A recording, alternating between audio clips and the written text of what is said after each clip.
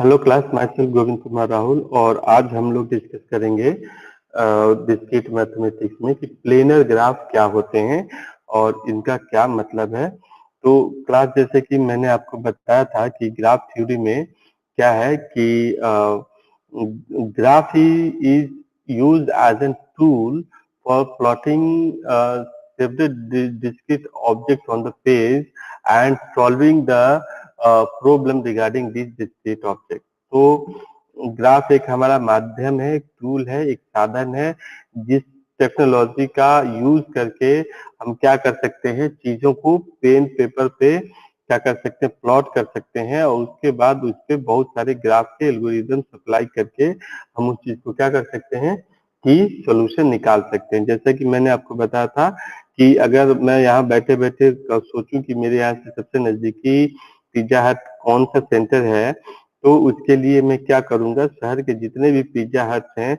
उन सबको क्या करूंगा, एक जगह पेपर पे ले करके लिख दूंगा और अपने लोकेशन से उन सबको कनेक्ट कर दूंगा। तो जब कनेक्ट होगा वो ग्राफ बन जाएगा और ग्राफ में जैसे प्रिंस, क्रूस्कल, डिजिक्स्ट्रा आदि जिस तरीके के एल्गोरिदम्स पड़े हुए हैं, सिंगल शॉर्टेस्ट पाथ प्रॉब्लम या all pair shortest path problem, जैसे भी स्पैनिंग ट्री हम निकाल लेंगे और उसके बाद से जो भी हमारे डिजायर सॉल्यूशन है वो हम पा लेंगे। तो ये तो हमारे ग्राफ के यूज हुए, लेकिन हमेशा ग्राफ को पेज पे या प्लेन पे हम प्लॉट कर सकते हैं ये पॉसिबल नहीं होता। ठीक है, तो कुछ ग्राफ हमारे प्लेनर ग्राफ होते हैं, कुछ नॉन प्लेनर ग्राफ होते हैं।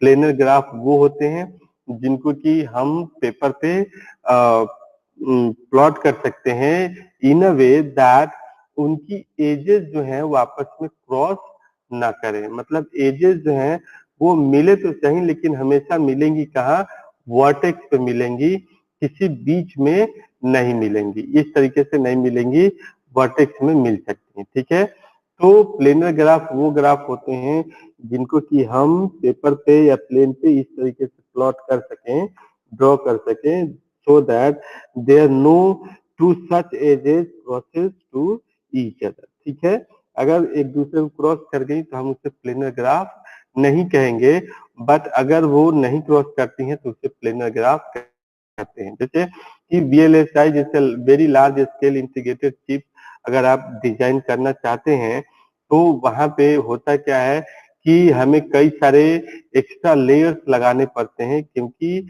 कई बार कनेक्शन हमारा क्या है, एक दूसरे को क्रॉस कर रहा होता है, सर्किट समय एक दूसरे को क्रॉस कर रही होती हैं। तो अगर हम वहाँ पे ग्राफ थ्योरी प्लॉट करें, ग्राफ थ्योरी के कॉन्सेप्ट लगाएं और उसमें हम उस चीजों को प्लेनर ग्राफ के तौर पे प्लॉट करें, तो हमें एक ऐसी सर्किट मिलेगी, एक ऐसी चिप मिलेगी जिसमें कि कनेक्शंस ओवर कनेक्टेड न हो या एक दूसरे को क्रॉस न कर रहे हो। जैसे कि आप देख रहे हैं कि K4 के लिए हमने क्या किया कि एक ग्राफ प्लॉट किया। ये ग्राफ क्या है, यहाँ पे ये एक दूसरे को क्रॉस कर रहे हैं, तो this is not a planar graph. But इस चीज को हम इस तरीके से प्लॉट कर सकते हैं, ध्यान दीजिए, इसी ग्राफ को हम इस तरीके से प्लॉट कर सकते हैं जहाँ की ये चारों की चारों साइड जो है और पांचों छठी साइड जो है वो कोई किसी को कनेक्ट या क्रॉस नहीं कर रहा है। तो now this is a planar graph. और जब हम very very large scale integrated chip design कर रहे होते हैं तो कई बार हमें इस चीज की जरूरत पड़ जाती है, क्योंकि हम नहीं चाहते कि चिप हमारी इस तरीके से डिजाइन हो, इस तरीके से इम्प्लीमेंट हो। तो ये है क्लास हमारा प्लेनर ग्राफ जिसको कि हम पढ़ रहे हैं।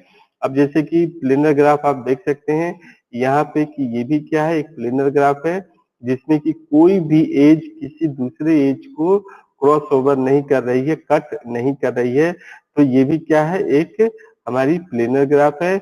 और उसी के रिगार्डिंग ये भी क्या है, एक प्लेनर ग्राफ है, क्योंकि सारी की सारी एजेस जो है कोई किसी को क्या है, कट नहीं कर रहा। तो these are the planar graph. Basically ये हम प्लेनर ग्राफ देख रहे हैं। जैसे अगर हम बात करें तो दिस इज K33।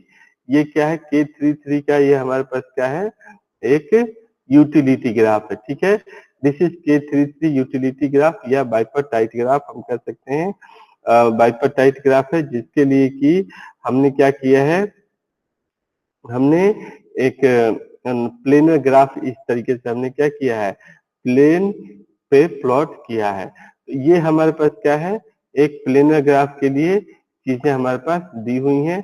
अब चूंकि क्लास कोई ग्राफ हमारा प्लेनर है कि नहीं है, उसके लिए हम क्या करते हैं कि चेक करेंगे, क्या चेक करेंगे क्लास, कि हम कैसे इसमें इसको एक फॉर्मूला लगाएंगे और फॉर्मूला लगा के चेक करेंगे कि क्या ये हमारी प्लेनर ग्राफ है कि नहीं है। ठीक है, तो मान लीजिए कि हमारे पास जो वर्टिसेज है, V is a set of vertices, E is a set of edges.